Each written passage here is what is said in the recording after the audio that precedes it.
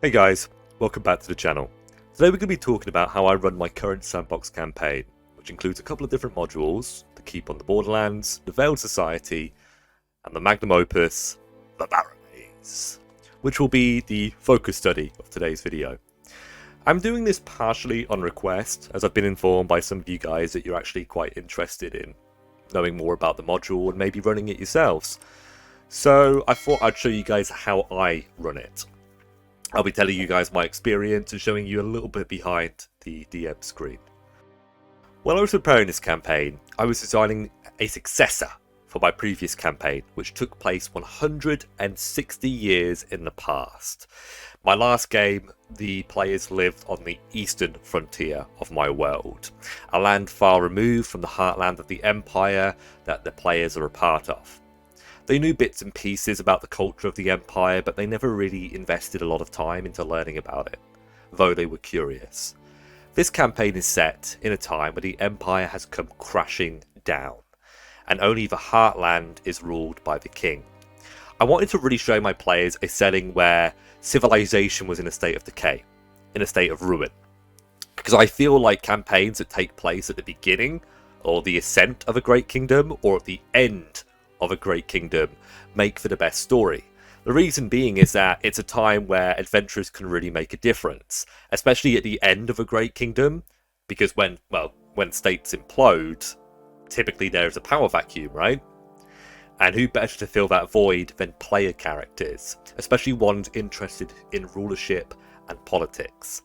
My main focus for this campaign was playing out the Barrowmaze module. I checked it out a long time ago and I was really interested in it, and I was just waiting for the day that I could, actually start working on it and actually run a game using this module, this system.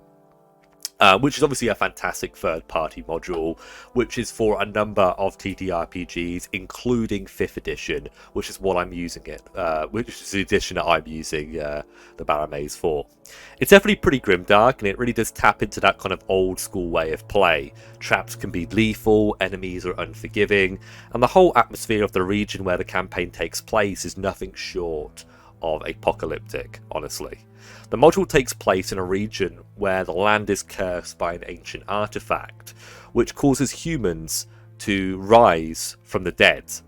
This has been going on for hundreds of years, and whilst it started off as an inconvenience, over time that same curse has spread to the nearby duchy, where civilized people live. Many heroes since, as well as adventurers, mercenaries, and outlaws, now have head into the Barrowmaze, and they've been doing this each year in search of treasure, power, and potentially a way to thwart the curse. This is great adventure fuel and gives the players an immediate hook coming into this campaign.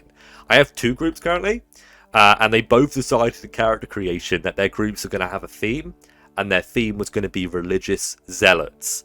Most of my players have characters who are faithful to the one true God of my setting, who is derived from Christianity, although he is a dragon. But still, it's a similar idea to Catholicism in its own sense.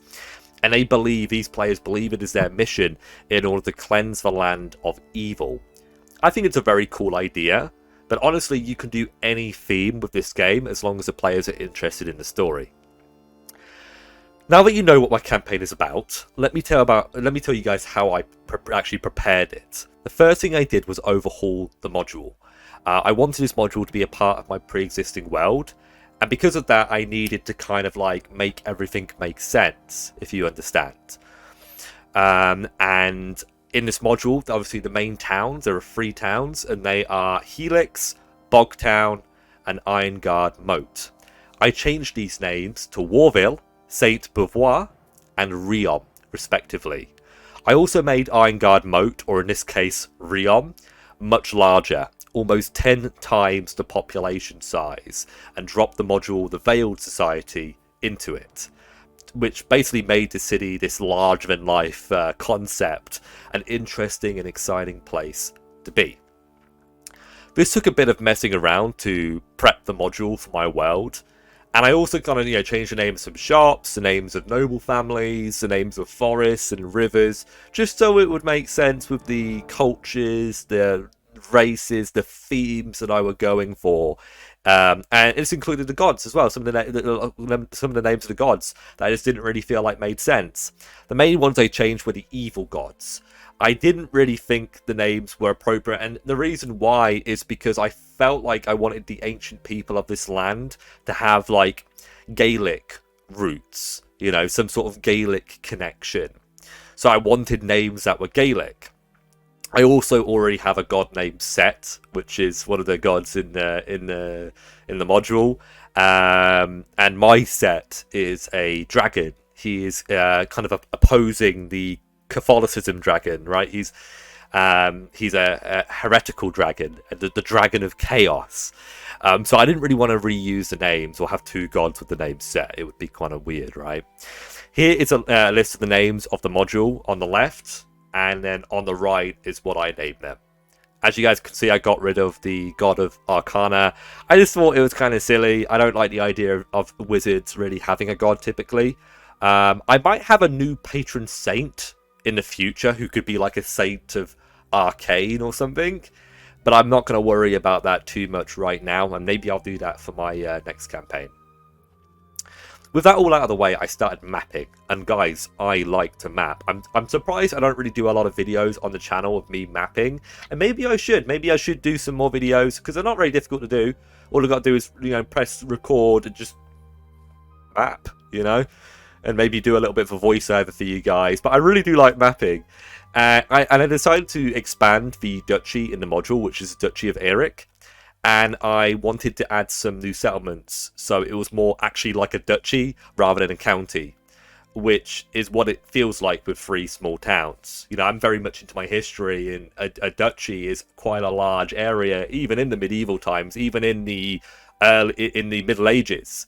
A duchy or a place of that size, I mean, there were kingdoms, petty kingdoms that were the size of duchies. So I had to make sure there was more going on. I also changed the name of the duchy from Eric to Lamont, as the humans here in my campaign are French cultured. That's why I made it go from Helix to Warville, Bogtown to Saint Beauvoir, and obviously whatever the fuck the capital's called, I changed that to Riom. Iron Guard Moat, right? Yeah. Couldn't think of it for a second. Players obviously don't speak French in character, you know, but they have like French names, and sometimes we do a little bit of Franglish when we roleplay. Like we'll say like bonjour, au revoir, you know, shit like that. Je m'appelle. Yeah, we'll just kind of talk and you know, role play with a couple of French words. It really does add to the immersion of the campaign, which my players, you know, especially my you know, a lot of my players really enjoy that. I've also developed the swamplands, and boy, did I expand on the original region. I created different biomes in the swamp, which included fens, bogs, lagoons, quagmires, and wetlands. And this makes for a more interesting region, and whilst I don't think that my players are going to do much outside of the kind of Barrowmaze region itself, it could always serve as an adventuring ground for future campaigns or future stories, especially if the parties do actually manage to remove the curse from the land during this play session, you know, this game that I'm currently running. One thing I know people will ask me is what hex size I use for my maps. Well, I'm a bit weird, but I will tell you guys, I actually use provincial scale for my maps, and I'll explain why. And provincial scale is 1 mile hexes. I think it's personally the most realistic and personal size for a small region that you want your players to focus on. I also do have a kingdom scaled map, which is 6 mile hexes, which, you know, shows more of the kind of surrounding area. But my provincial map does everything that I need, right? And I've had players ask me when they've joined, oh, can I travel 24 miles a day without any complications? Can I travel 24 hexes or whatever, right, on your little provincial map? And because obviously in 5e, you know, people can travel 24 miles a day without any complications. And well, yeah, you know, Roman soldiers were believed to be able to travel around 20 miles a day whilst carrying their armor and equipment.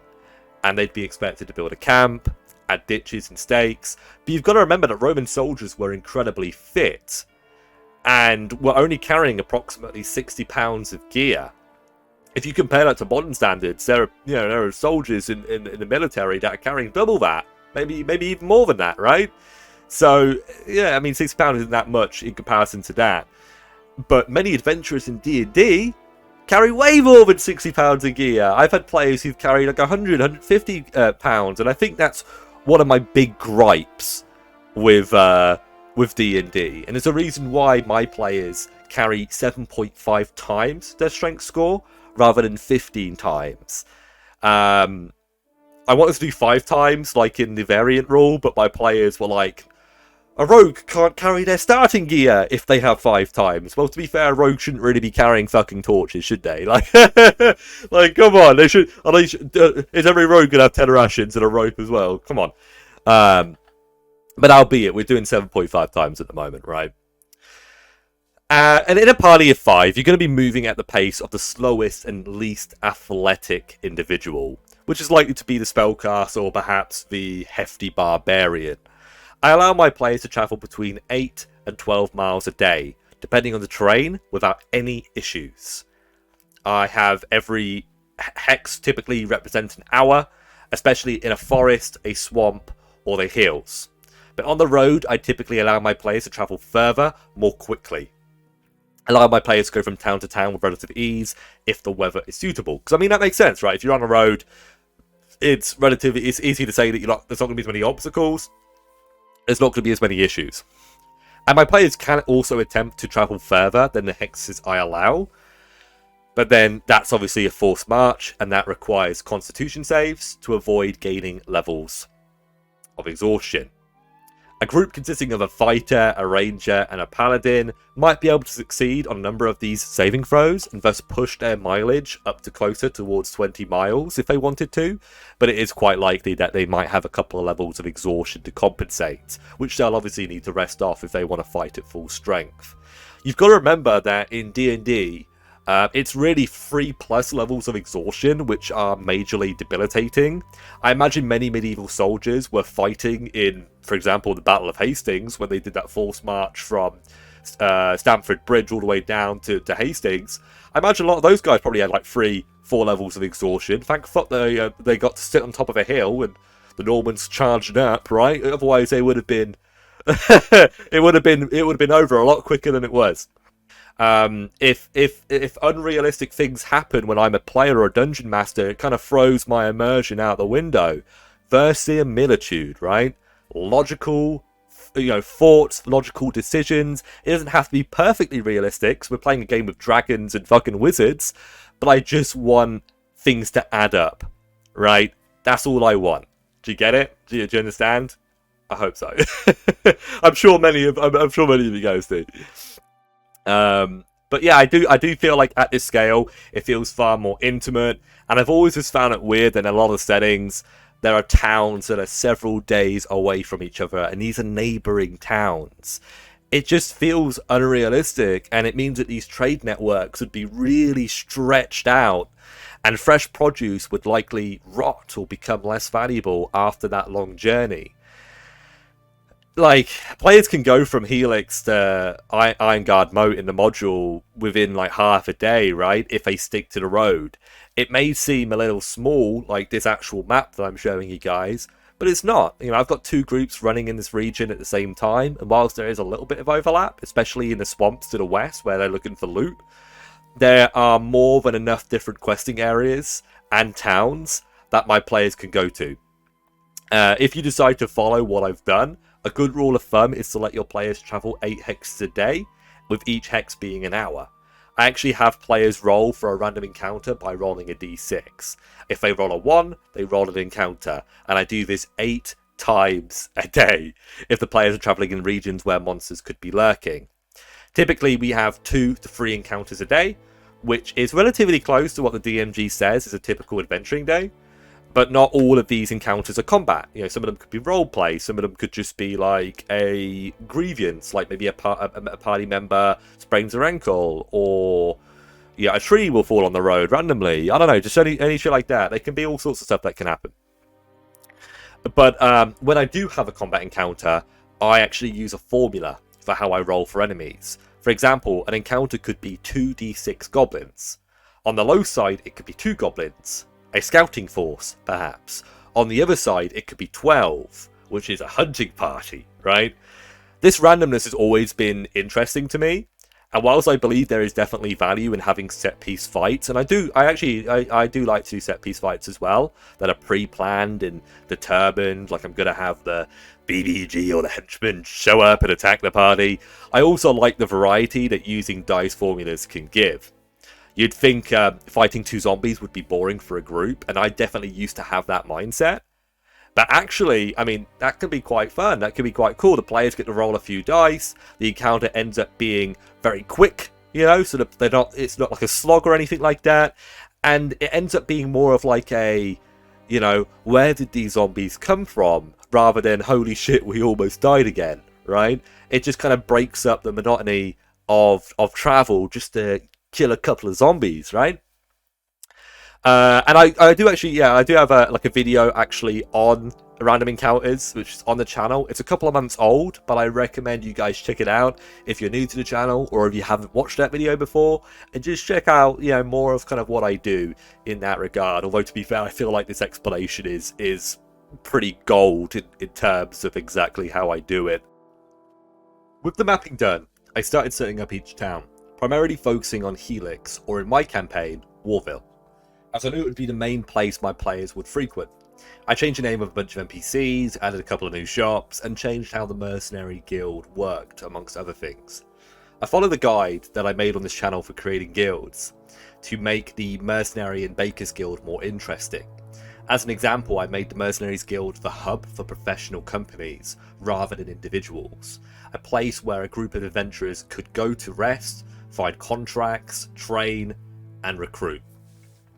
I then, without too much more thought, started both my tables in the campaign setting, with one group starting in the duchy and my other group starting in the duchy to the south, just so there wasn't too much overlap to begin with, seeing as the groups are playing the campaign at the same, you know, they're playing on the same timeline, which means that they can bump into each other, they can role play, they can trade, even work together on some of the bigger quests. The group I started in the south began actually the Keep on the Borderlands module and adventure. And I think if I ever decide to set up another weekday game, I'll probably have the group start there, as the original group that I put there have ended up going north to do Barrowmaze content. My players started off engaging in side content though, especially my Wednesday group, just to kind of dip their toes in the setting. And I think looking back, this may have been a bit of a mistake from me. Everything was being represented as if the Barrowmaze and the maze were too difficult for them to do at a low level, at levels 1 to 3. And that's just not the case. The starting area for the Barrowmaze is basically for levels 1 to 3, but my players, at least my Wednesday group, decided to avoid going in properly for a while, whilst my other group were just a little bit too far away to be able to jump into that area. I think this may be in part the reason why I had a couple of people leave my campaign who had been with me for over a year. That being partially because maybe the party wasn't really doing anything serious. And obviously some players only want to play in a game if the quests they go on are kind of like, you know, grand and epic. Especially with like, you know, 5e and similar systems. One of the quests that the Wednesday group did to begin with was hunt down the beast that's been killing the farmer's goats. For an old school game, these kind of quests are pretty rudimentary in what you would expect at a low level. But especially for players who are a bit more used to playing MMORPGs or high fantasy TTRPGs, they expect something a little bit more grand, you know? This is sometimes what happens when you give the players the choice in what they want to do, because this is just one of the choices that they had, right? Running a sandbox game, you know, they'll end up doing content that they think they want to do, but it turns out that might not have been what they expected. It's fair to say, this is kind of a running joke, right, that if you give your group 3 options, it's likely they'll pick the worst one for you, the DM. That's why I think there is an argument to be made that implementing modular content, like the Barrowmaze, or like the Keep on the Borderlands, can be really good for your campaign, because the people who write these books know how to run a good game, and they've done all the hard work for you. All you've got to do is include it and make everything tie in. I think if I could have restarted this game, I would have started session 1 with them being attacked by monsters in the barrows after heading out with a group of men. I think it's called a hot start, right? Just going straight into the action. That way I could have immediately thrown the party into the module and had them fight for their lives to survive. It would have been thrilling, gripping, and it's not really a big deal to kill a character in session 1. Especially because players typically aren't that dedicated to their characters yet. Half of the NPCs with them would have likely died. And, well, you know, some of the players would have too. But the others would have got back to town with the treasure that their group found off screen. And maybe that could have been like 800 gold or more. Which would have been a driving incentive for the party to, you know, go back in again. Or maybe that would have been better rather than just like pussying around until level 3, which is kind of what they ended up kind of doing. After all, in my campaigns, a gold piece, is what a skilled artisan could earn in a day. You know, earning 800 times that and then splitting that 3 or 4 ways. That's pretty good, you know. That's close to $200,000 each by today's standards. And I do think that a slow build is good, right? Don't get me wrong, especially with groups you've been playing with for a long time. But if these are just like gamer friends or people you've met online to play with, you know, I think it's better to just jump straight into the action with, you know, a campaign, so your players can get the value out of what you're doing, and, you know, have a reason to stick around. As sad as it is to say that, you know. The other reason I think is maybe it's a bit of an issue now is that I feel like my players are a bit over leveled for the content that they're doing. So now I kind of need to decide whether I want to keep that content at the level that it was designed for, or do I want to make the encounters in the earlier part of the Barrowmaze more difficult. I think I'm probably going to keep everything the same. The good thing about a mega dungeon is that you don't really need to super balance everything, because the players will decide when they've had enough exploring and when their resources are low.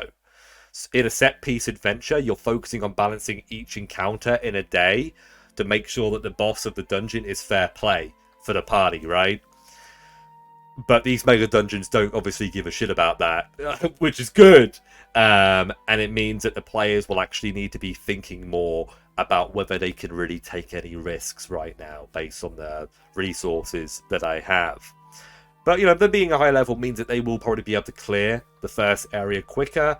And, I mean, I don't think that's too big of a deal. There is a restocking mechanic for the Barrowmaze, which is a D6 for each room that is cleared, and the players take maybe a downtime 2 or 3 weeks away from. You can actually roll a dice, which is obviously the D6, and on a 1 you get a new set of monsters that will come into the room. On a 2 you get monsters and treasure, and on 3 to 6 you get it remains empty. And this means that some of your rooms, if there's like 12 rooms, maybe like 4 or 5 of them might become filled again with monsters. So it's not really too big of a deal if they clear out a huge area, because that area will get repopulated slowly over time. And then, it feels quite realistic too. There's obviously like a monster ecology and habitat. If the ghouls know that the mimic nest has been destroyed, and the mimic nest, that sounds fucking, that sounds scary, bro. The ghouls might move in to make themselves at home. The good news is my players are now getting deep into the story and are out adventuring into the barrows. They fought alligators, zombies, skeletons, ghouls, and even harpies more recently. Some of these fights have been brutal, and we've lost a few player characters in dungeons and crypts as well. But it's been fun, and the parties have gained experience as well as wealth. I've also made my own random encounters tables as well, which as well as the ones that are used in the book. And the great thing about the Barrowmaze module is that there's loads of custom monsters that you can include in your games, such as Barrow Guardians, Crypt Shades, and unique gargoyles.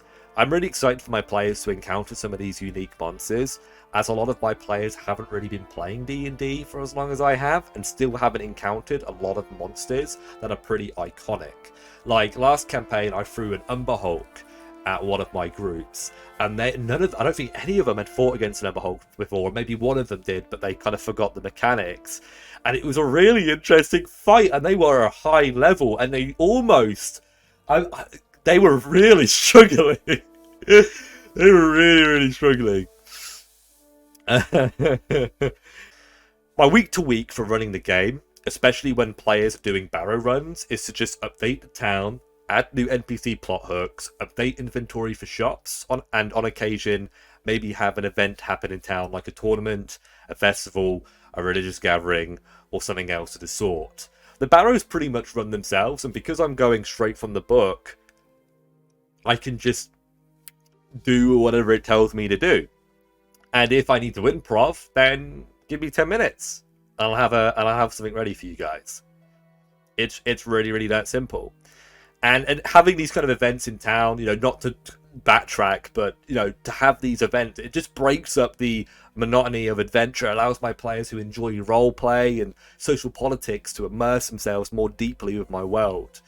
This week, my players are going to be looking at purchasing or renting a property in town. So I'm creating a couple of basic maps, like blueprints of these properties, using Dungeon Scroll, so they can actually have a look as part of an open house tour, I'd say.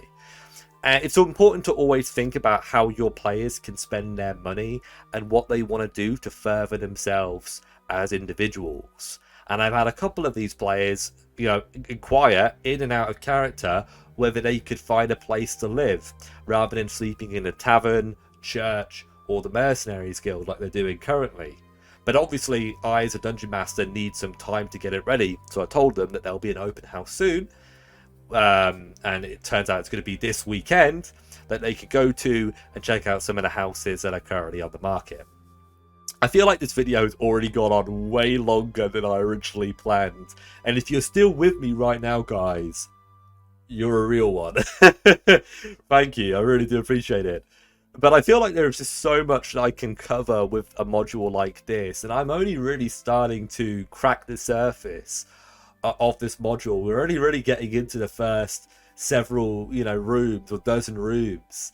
So I might make another video in the future talking about more of like the mid and late game. If that's something you guys are interested in, just let me know in the comments if that's something that you would actually like, because I'm only going to make videos that the masses want, you know, like that's really it.